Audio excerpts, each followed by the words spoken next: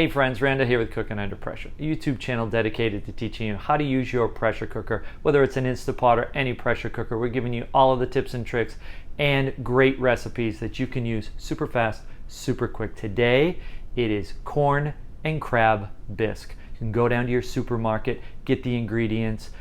Yes, we are all stay at home, most of us still here. Hopefully we're turning the corner, but this will hopefully make your life a little bit easier. You can share this with your family. It's a fantastic recipe. If you get a chance, please subscribe to our site, hit the notification bell. We will get you all of the upcoming videos. Now let's get to our corn and crab bisque right now.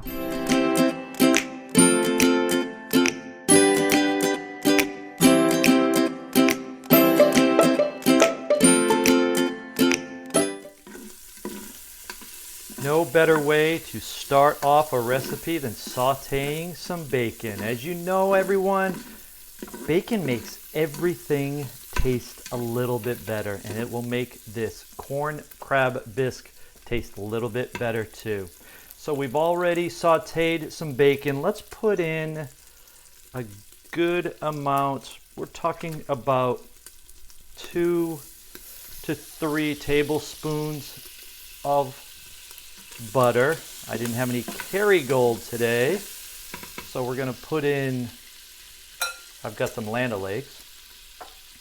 And with the butter, we have what's called the Holy Trinity in Cajun cooking. We've got 1 yellow onion, 1 bell pepper, and I've got about 3 pretty good sized stalks of celery. So we're just going to mix that around. Look at how nice that looks already. Get the bacon already sauteed. We're on the saute button to start this off, folks. We're going to get all the veggies going. Throw in, I think I've got 3 cloves of garlic there. Got to have garlic in pretty much everything I like to cook here in the pressure cooker. Got to have some garlic. So we got 3 cloves of garlic. Mix that together. Some more veggies. How about some carrots? I've got 2 good sized carrots and 3 stalks of green onion. So what does Emerald say? That makes that a mirepoix now, I guess. So we mixed all of those up. It's looking good. Now some people like to add a little bit of flour to thicken things up before we put in all of the spices. But what I do is I add 1 regular potato, and like my New England clam chowder, I add 1 Asian potato. You can find an Asian sweet potato in an Asian store. You usually can't find it in a grocery store, unfortunately, but you can see it's white, but it's got a very faint sweet flavor, and it adds a nice little sweetness to this awesome recipe.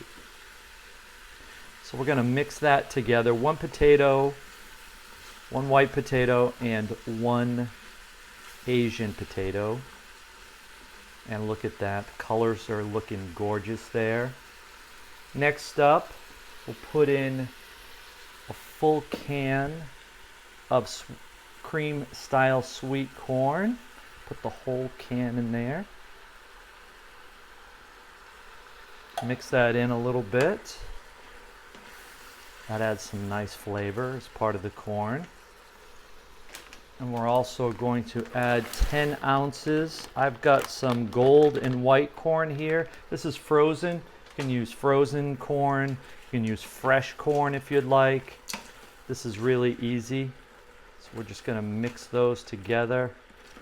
Let's see how, if you were only in this room right now, you can smell the bacon cooking. Oh, it smells fantastic. So we're going to mix all of those together nicely. And now we're going to add our liquid. I like the Tuscany chicken broth. It's by Progresso. It's got thyme, marjoram, and oregano in it.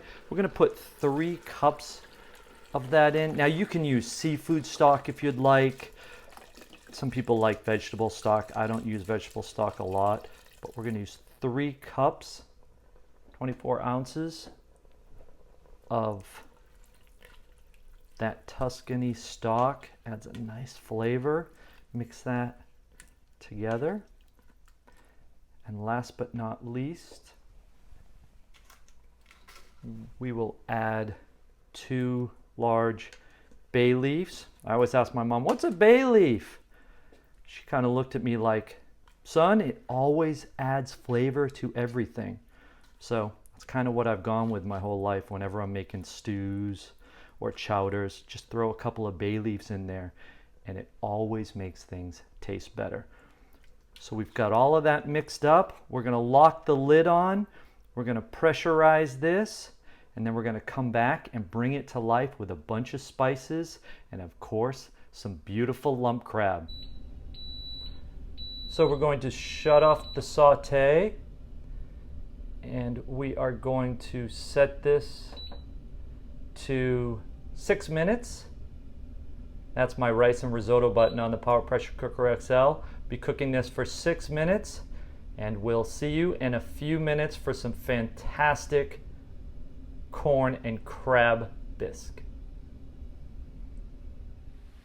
And our cocktail of the day is a Fresca. It's a blackberry citrus soda water. I threw a little vodka in it. I like Tito's, so we put some Tito's in it, a little simple syrup, and added a lime squeeze at the top. It's a cool day here in Florida, which is pretty rare for April. Very refreshing. Oh, this is great for the summertime or any time of year. Enjoy, folks. We'll see you in a few minutes. All right, welcome back. It has been about 7 minutes to get up to pressure. And with the 6-minute cooking time, we got about 13 minutes. I did a natural release.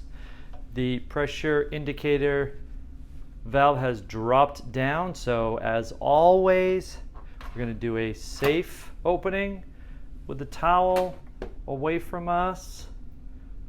Ooh, does that smell wonderful. And there we have the base of our corn and crab bisque. Right up at the top is my bay leaf. We definitely want to get rid of the bay leaf. And we'll find the other one here somewhere. There's the other one right there. Perfect. Make sure you don't leave the bay leaves in there, folks. Mix that up just a little bit. And the next ingredients, we'll start with our liquid ingredients. This is a cup of half and half and half a cup of coconut milk. Yes, maybe a little bit of a surprise. Like bacon, I think when you add coconut milk to anything, it always adds some fantastic flavor. So we're going to mix that up. Look at those wonderful colors. You can see the carrots that came to the top.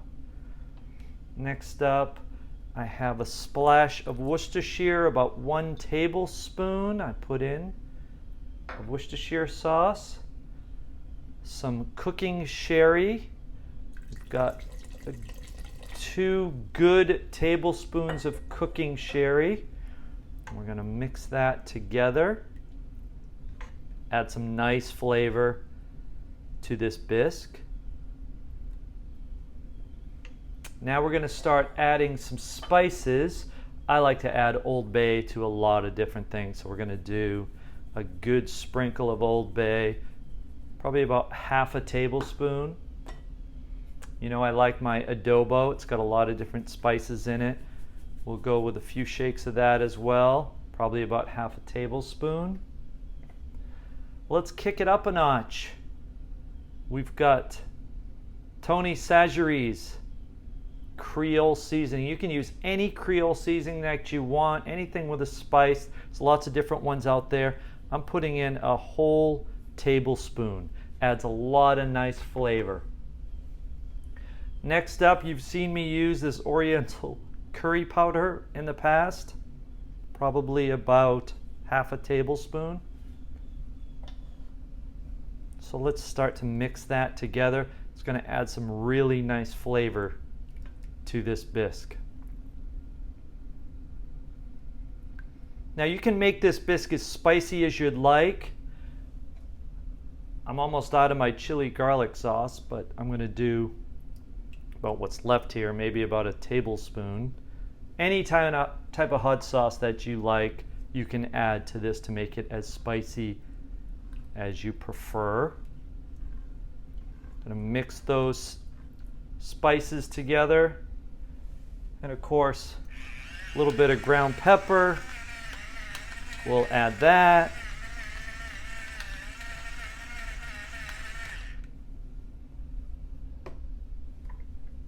And some Himalayan pink salt. This is always going to be to taste. I mean, we'll start with probably about half a tablespoon. Some people like their bisques a little bit saltier. That's really to taste, so see how that works for you. Finally, the star of the show.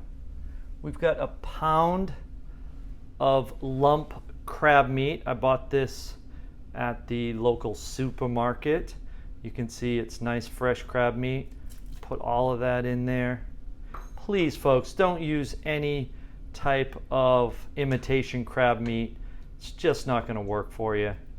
Put in fresh lump crab meat. I mean, there's also canned lump crab meat that you can get where you buy your tuna fish. That's fine too. It's a lot cheaper. Whatever works for you. But if you can find some good lump crab meat, put some lump crab meat in there. And those are all of our ingredients. Now it looks a little bit like a chowder at this point. What I do is I take a hand blender and I gently hand blend the mix for about a minute or so, and it really starts to break down all of those vegetables. And you can see, folks, it's starting to look like a bisque that you are very familiar with. So maybe about 30 seconds. We'll mix that up and turn this fantastic dish into a bisque. Look at that. That barely took 30 seconds. And I want to make sure that that lump crab is not stuck on this blender, because you want to make sure you have every last bite of that lump crab.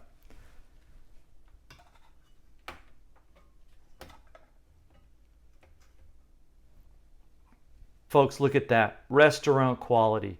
Beautiful bisque. Let's put it in a bowl and give it a taste.